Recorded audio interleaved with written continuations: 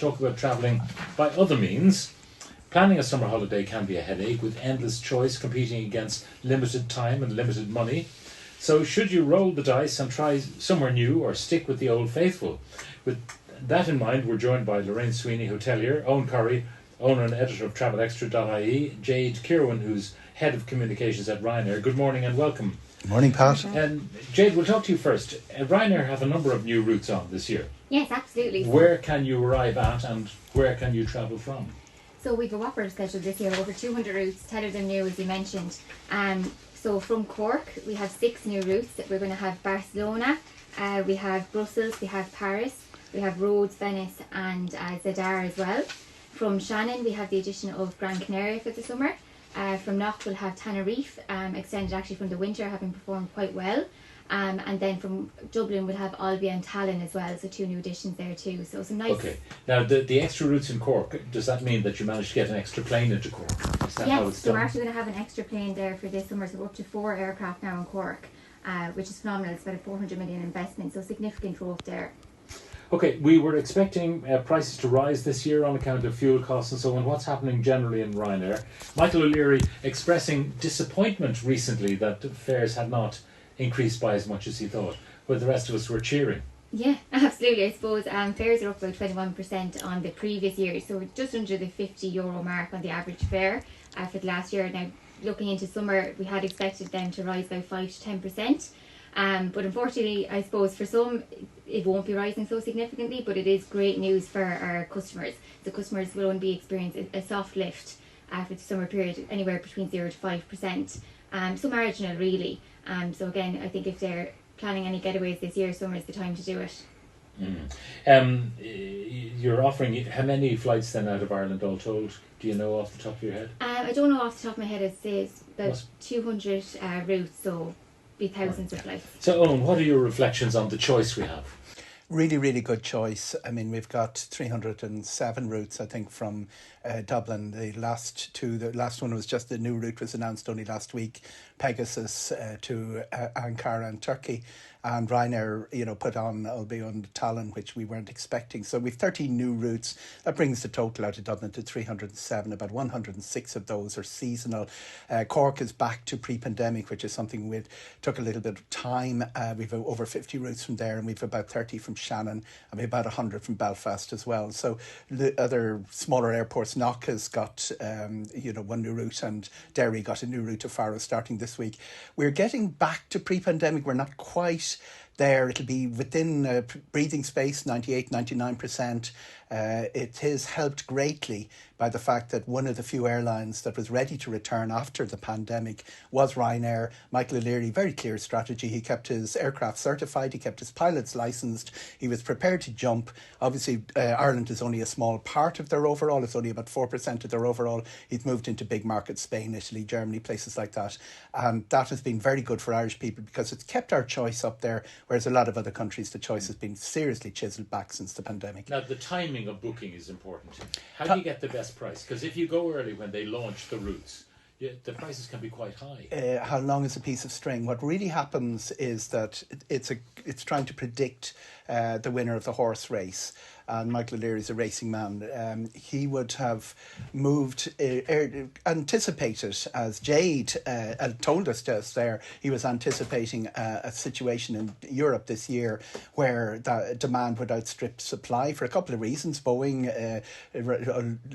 13 fewer aircraft than Ryanair expected were delivered for the summer. And also there's a big engine recall, which is affecting Airbus-only airlines. Not Aer Lingus is not in that category, but a lot of other people are, including Wizz and German Wings. So therefore seats are limited. Now, this was what we were looking at 6 weeks ago, and probably the last time I was on this programme, this is what I was talking about. And what he said on May the 7th and what he said yesterday is quite true. The demand hasn't been as high as they expected. That's really bad news for people because the inventory, the prices were put in the system last December and January at a pretty high level. You were getting texts here. Everybody was complaining how high summer was looking. We've had 2 48-hour flash sales from Ryanair in the last few weeks. A lot of people who booked their flight are seeing it actually coming down. So the old mantra... So people might be unhappy having booked in January. There's a lot of them. Suddenly booking in May there's a cheaper offering. And the computer makes the decision, by the way. It looks at how many seats have been sold, and it decides to put it into the 48-hour flash sale. So the normal thing, always my advice is 6 weeks to go is when you will really get the optimum price. After that, the prices start to rise. 2 weeks to go, 1 week to go, 2 days, 3 days, you're going to be paying very, very high prices. But, you can hang on till about 6 weeks to go, and you might lose a 10 or a 20 euro here. It is a game. It's casino stuff. On a family holiday, and you've got a couple of kids and parents and maybe a granny in tow as well. Okay. And they're all heading off, and you need to be sure they can get on the plane. Okay, you jump early if you need to be sure. You really need to. If you've got a cranky teenager, that's the end of your entire summer and probably the rest of the year afterwards. You also need to know if you're going to a wedding, if you're going to Taylor Swift, if you're going to a match. And that's, in a way, the low-cost airlines know that. And when they put the flights in the system first, know there are certain people that will pay a higher premium. And then they let the computer make the decision after that. Sometimes it comes down. But if you really need to be there, don't hang about.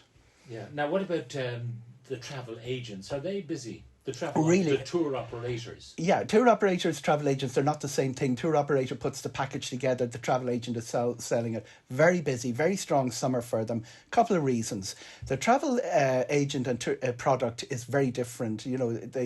What we've seen happen with aviation is basically taking the bus to Galway. If you're getting a one-way or a two-way flight to point, you're going to probably book that direct. They go into more complicated stuff. It means families, it means teenagers, it means small children, kids clubs. They also do honeymoons because that's complicated. And sometimes I sometimes fly 5 sectors. So any complicated flights with connections, really worth going back to your travel agent. But suppose you wanted to do something bespoke. I want to go to Italy, and I want to go to Rome, I want to go to Florence, I want to go to Venice. Would they organise your itinerary, or is that too bespoke? That's what they do, and they have the knowledge, and they have the contacts, and they have the contacts on the ground, and the transfers handed over. The interesting thing is, the perception is you'd always be beaten on price. Sometimes they won't because they bulk buy. If you're buying 100 rooms off a hotel, you're going to get it at a better value, and they contract in advance. They sometimes contract 2 years in advance. That's changing as well because they're finding it difficult to get hoteliers to contract on set static contracts, but that's a different game. That's something that happens within the trade. You mentioned tour operators. There are three major ones: Top Flight, Sunway, Irish owned, and TUI. They've actually grown. They are very strong in Greece and in Italy, less so, and in parts of Spain and Portugal. Their share of the market isn't as high, but what they do is they sell you a particular specific product, get you into a hotel with the kids park, with the honeymoon specials. That isn't accessible on the online travel agents. And we have Cyprus as an example. Ryanair fly into Paphos in Cyprus. It's a little bit far away from the resorts. TUI fly into Larnaca. They're right beside the resorts. They collect you, bring you to the hotel. All the stress and all the worry about organising your own stuff, they take it away. That's what they're good at. And that's why they're still here 20 years after I listened to their demise being confidently predicted by a lot of people, including Jade's boss.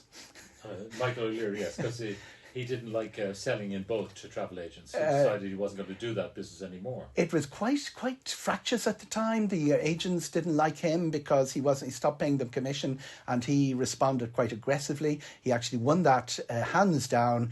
But in the old days, we were prisoners of the Saturday flight. We went out on Saturday to the resort, and we came back on Saturday. That's a long time ago. Before some people. Now, Lorraine is listening to this with askance, I suppose.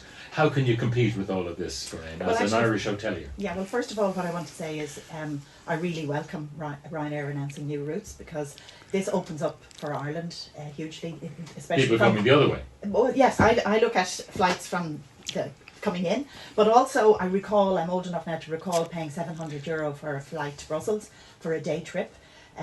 Economy was full, so we had to buy the ticket up front in an Aer Lingus flight, and here we are now that you can fly for nothing practically to Brussels back and forth because of Ryanair's intervention. So as an island nation, fair dues to Michael O'Leary, they've opened up the world to us and opened up tourism for Ireland, because we wouldn't get 13.5 million people into Ireland if we didn't have a Ryanair competing with Aer Lingus, and consequently here in Ireland our tourism sector has shot up. So credit where credit is due, even though we can all be critical from time to time that your bag is because an we're always extra thinking little of bit us heavy. leaving the island on a Ryanair Exactly. flight, but we should think of those coming in on a Ryanair flight. Exactly, and huge numbers are coming in on Ryanair flights, and in particular for short stays. And in fairness, Aer Lingus responded to the Ryanair model Absolutely. and do something similar. But there's nothing better in business than two good competitors. Yeah. And that's what we have. And Aer Lingus are really important transatlantic. Their growth transatlantic. They've put a lot of their emphasis into filtering people through Dublin to do transatlantic. We've a new route only started last week to Denver. These sort of things wouldn't have happened if we were going point to point. Irish people and Colorado people, they filter people through. Very, very good for us, and some of them stay over on the way. It's very interesting. We've two of the strongest airlines in Europe. Sometimes we take them for granted.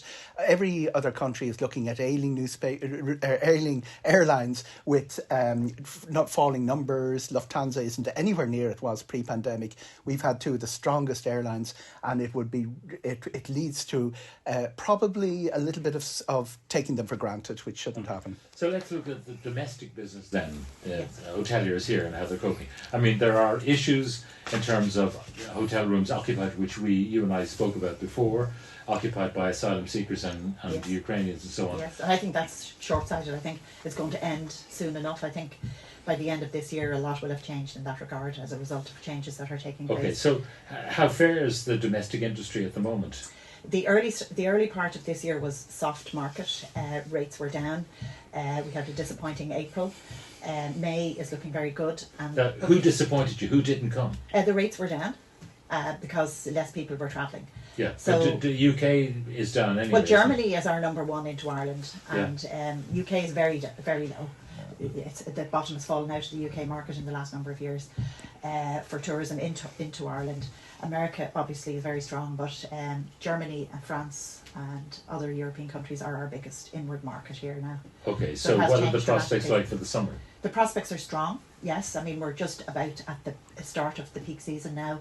End of May, June, July and August looks to be very strong.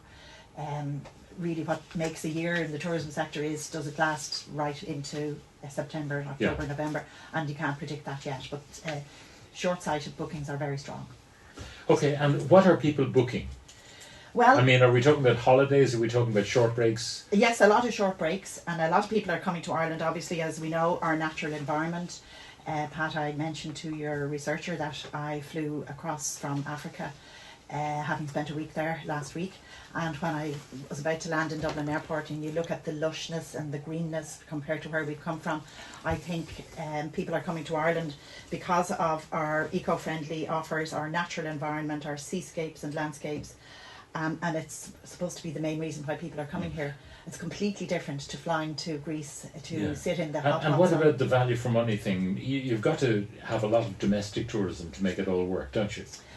Actually, I think a lot of Irish people are going abroad. Let's be very frank about this. I think the staycation market was strong during and after the pandemic, but quite honestly, I think most Irish people are going abroad, and the big market is foreign tourists coming into us. Without our carriers and our 13 million people coming in, we'd be flat on the ground in the tourism sector. All right. That question, all the people coming in and all the people going out, brings us to the DAA and the limit on Dublin Airport. Which Insane. You can travel. I was in Africa last week as well, and you travel around the world, and people dream of a functioning airport that people want to fly to, that airlines are queuing up to get to. We have it. People look on in envy, and we're telling them to go away. We have the dramatic thing that's happened in the last month is that the IAA put a cap on the winter numbers and the seats that are available. They've moved in almost to police the Board Planola decision, which was made way back in 2007 and was based really on traffic on the M50. There was a great fear about traffic on the M50. So we're now in a situation where airlines have been turned away. A major competitor to Ryanair that was looking at coming to Dublin couldn't come this summer. Routes to China, places like that. I'm getting my inbox is filled with Manchester announcing new routes that would be coming to Dublin. It's a great sense of us taking for granted the position that took hard work and years of sacrifice and years who's responsible? It's I mean, you talk about inertia in government, whether it's about planning for housing or planning for hospitals or whatever it is, inertia. Like, can we point the finger and say, this minister, that body, this body? We can certainly point a finger and say that this minister is passing the buck and that minister is passing the buck. And all right across, they're saying the planning system. The planning system is fine for a takeaway. And the neighbours coming in and saying, oh, there'll be too many bags on the street. For a major piece of infrastructure, to give you an example, Dublin Port, which where all our cornflakes comes into the country, doesn't go through the local planning authority. It has this fast track facility that's been denied to the airport because the politics of the airport has changed. It's been caught up with noise and flight paths and emissions and all sorts of other issues that have got mixed in. But we do have a real problem. It's not a big problem for summer 2024. It's going to haunt us in summer 2025 unless some politician sits up and says this requires intervention, planning process which takes, everybody knows how long it takes. It can take 4 years by the time you've gone through the court appeals and everything. We're not going to be stuck on putting a brake on our economic growth. Okay, nodding from both Lorraine and from Jade. Well, right? I was chatting with Jade outside and I was giving her a little bit of advice, and I was suggesting that the thrust of a combination of Michael O'Leary talking to our new Prime Minister, Simon Harris, of whom I'm a constituent. Taoiseach, hopefully. Taoiseach, yes. I think, go straight to the man at the top who's making decisions. It's early days for him, but he has a short span in order for it to make real impact. And I agree that the number limitation in Dublin Airport is absolute madness. And I think that's a huge opportunity for our Taoiseach Simon Harris to take swift action. He's shown good signs of making swift action in the last couple of weeks, and I think that problem should be solved very quickly. And a lot of problems can be solved without allowing politicians to dither over it and discuss it for years. There's a new opportunity. I mean, they talk about the passenger numbers as if they weren't individuals who were trying to do business, for example, or an Irish team going to the Olympics or whatever. There are all sorts of things. Jade, what's your take on? Yeah, absolutely. I think we have been long-term canvassing. I think people are probably sick of us calling on Eamon Ryan at this stage to do something about it and getting absolutely no response in return. I think people haven't probably seen the detriment that is about to unfold. Obviously, we pulled routes and capacity last November for this summer, so we lost 3 aircraft and 16 routes from Dublin to southern Italy for this summer. And again, I think we're really going to, I suppose, hit the wall when it comes to this winter. And I think that's when people are really going to realise the detriment that's at hand here. The fact that IAA has enforced the 14.4 million cap for the winter period means that all the ad hoc flights, which are about 20-30% of what we operate in the winter, the likes of your Christmases, your midterms, your sporting events, as you've mentioned, are going to fall off. And when people can't travel home for Christmas... Yeah, how does that actually work? You talk about being policed. I mean, they're counting the bodies, and as you approach the limit, they say to the airlines, what, you have to start cancelling flights? They look at the slots, they look at the seat capacity, the aircraft type in advance, and they say with 6 months, the theory is over the 6 months, the airline has to come to an agreement to cut a certain capacity or to meet that capacity requirement. It's quite unusual. We had slot restrictions in Dublin Airport for many years, and that was really so that they could handle the aircraft coming and going. There was a limit of 44 takeoffs and landings, so they didn't want to overcrowd particular days, and it was a safety issue. What we're dealing now is being told that the number of people going through the airport are going to be managed in advance by an external authority so that it doesn't exceed 32 million, because there was quite a bit of controversy over the figures for last year. And until we get an intervention, that looks like the situation we're going to be in. Somebody has to say the 32 million cap doesn't make sense in the modern age. It's not a way of achieving any of the things that were set out by On Board Planola in 2007 and by many of the advocates that have come up since. The problem is we have a Green Minister for Transport and he is totally conflicted. That's from Ed. Why is ever-growing tourism good? It's bad for the environment, and we don't have enough hotel spaces at reasonable prices. It's always I good. say less tourism right across the world, limit air travel, reduce carbon emissions. Another one, ordinary Irish people cannot afford family holidays in Ireland. Outside of camping, we have no affordable options for our own, and I don't think the industry actually misses us. Yes, lift the cap, but nighttime curfew must be applied, as for most European airports. We had this plan to start transatlantic flights in 1948. There was a sort of an argument then that this would be very bad for Ireland, would bring pagan influences. New government, the John Boland government, was elected. He sold off the aircraft, which had been bought at great expense in a buyer's market at a big loss. It took 10 years for us to get back in the game of, expansion at Dublin Airport. And anyone, ask your grandmother what the 1950s were like. All right. Last words then, Jade. You're looking forward to a good and prosperous summer, I presume, at Ryanair. Absolutely, a strong summer ahead, lots of variety, lots of low fares for our customers. Lorraine, are you? Yes, equally. I think it's going to be a strong year, but I think we need the cap lifted so that we can have tourists coming in off season as well as during the high season, so that the hotels can fill year round. Okay, and Eoghan. Great choice, lots of bargains, and we'll see. Keep an eye on the new routes, the ones that have just been started. Ryanair's new route to Sicily. There's another Aer Lingus new route to Sicily. Anywhere that has a new route, you'll get lower prices than you would if you were striking the second year of the service. Very good. Eoghan Corry, thank you very much. Jade Kirwan, Ryanair Head of Communications, and hotelier Lorraine Sweeney. Thank you, one and all. Always a pleasure, Now Pat. it's time